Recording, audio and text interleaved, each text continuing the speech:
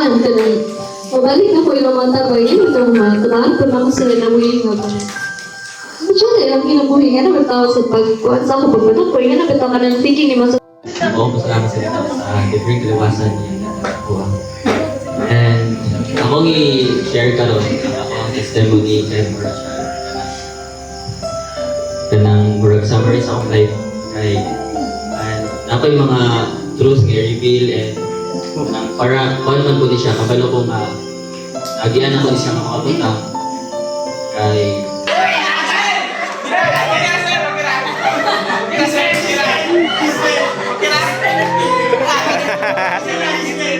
Basta po sa game, nandun na ako.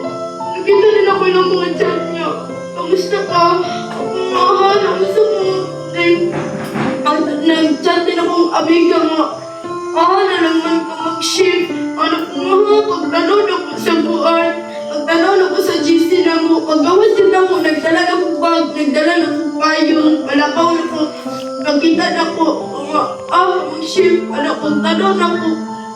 Okay. Ang pasabot niya ito na kanina, ani dahil bisan pa unsa lagi nang imong ginatubang as long as nakas kang buto sa Ginoo safe ka sumuto nga niabot ko sa point na kana bitaw if mabagsak day kanang ni kuan ba mura bitaw dahil og itaganay na ko naka if mabagsak day kuan sa CE bay Testimony is that same as you, naglisod pud ko actually na-ask ko na ako kataong Ginoo nga, Lord, para magig ko sa pulsay, kanang anong, dili mo ko ni mo gibutang. Dagan as same as you, kay daghan jud ko ka ng question gihapon. Ako naangkon nga libre and wala din ako ma-enjoy sa ako nga pag-alagad sa iya and pag-what sa iya nga mga ministry good and Even in your most disappointed places, even your lowest of low, okay, God still loves you. Kaya wala siya kanang tao, bagsak pa ko or pasar or sa dira. Kanang bitaw, I still haven't bound. I still have treasures in heaven kasi pag mabagsak ko or sa matanggal mo ko sa engineering or ako ko padurong. Kaya hindi ba dyan mag-change there nga, God loves me.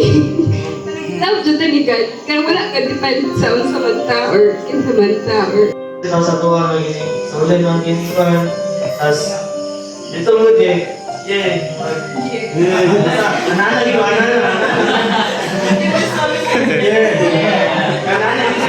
salamat yapon ko sa Ginoo kaya ako ang lalaki nga manghod kaya siya ko yung sa magambag sa ako. Kung bisan mo sa may kabuti sa Ginoo ra gyud tuon te.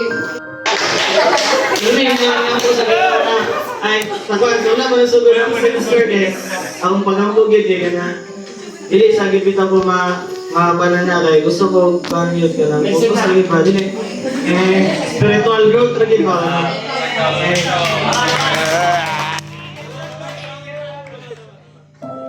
so, gusto ko kung hindi mo grow ko sa Ginoo, ayan mo sunudan na din.